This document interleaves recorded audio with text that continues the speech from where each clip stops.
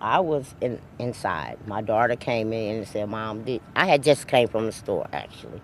And she said, did you see all the police cars up the street? And I said, no. So I came outside, like I said, looked out, looked down here, and I said, oh, they putting yellow crime scene tape up. So something had to happen. I heard screams, and I walked outside, and I looked and didn't see anybody, so I went back in. But I didn't know what happened. Family in Belleville is mourning the loss of a 5-year-old girl who was shot and killed. This happened last night, and right now investigators are still trying to figure out how it happened.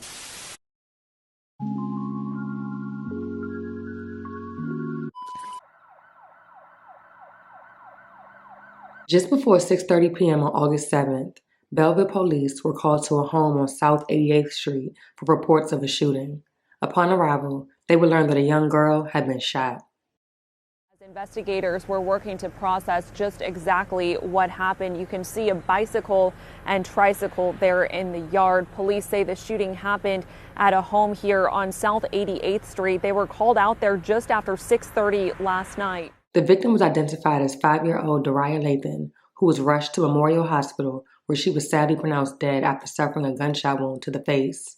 As police headed to the scene, they noticed a vehicle speeding down West Main Street, eventually determining the vehicle was from the home where the shooting occurred. The Belleville Police Department is collaborating with the Child Death Investigation Task Force, the St. Clair County Coroner's Office, and the St. Clair County State's Attorney's Office to investigate the case. Sadly, Dariyah was the second child victim of gun violence on that exact same day. Just 35 minutes away, a 7-year-old boy died after accidentally shooting himself in the head with a gun found inside of his grandfather's truck.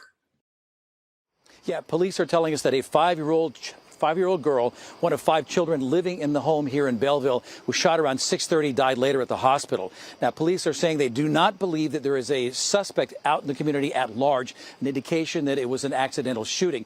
Now, whenever police arrived, they did see a car speeding away, but it was later determined that that was an adult rushing that little girl to the hospital.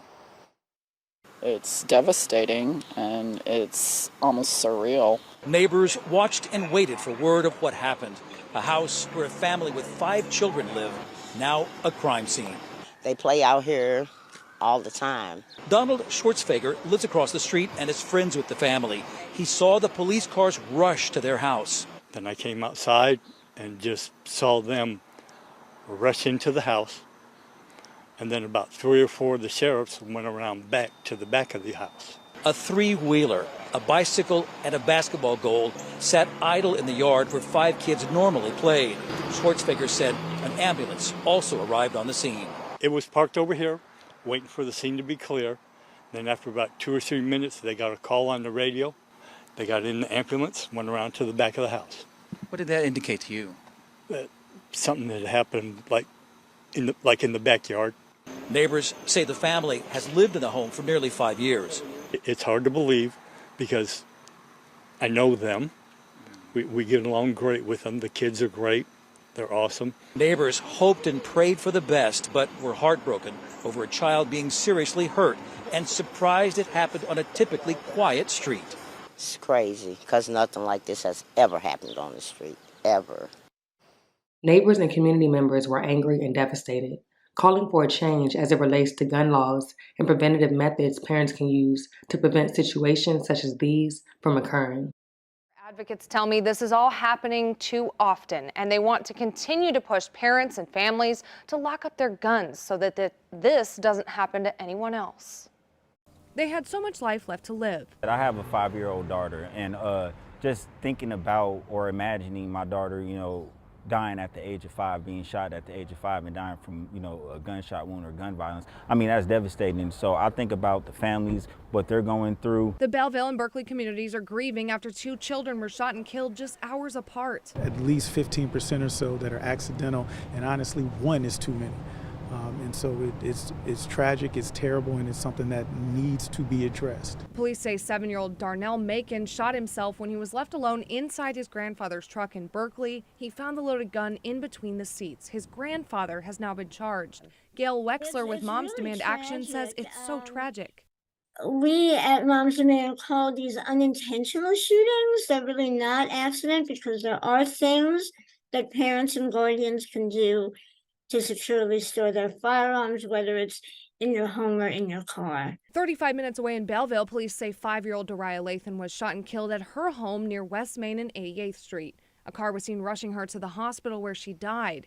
Community advocates in Illinois met with area law enforcement to try and help put a stop to these kinds of tragedies. We need all levels of government to help us with the safe boxes for guns, the education of guns, you know, stronger gun laws in surrounding states, because that affects us. Wexler says they really want parents and guardians to take advantage of free resources available now so they don't have to grieve the loss of their child because of a gun.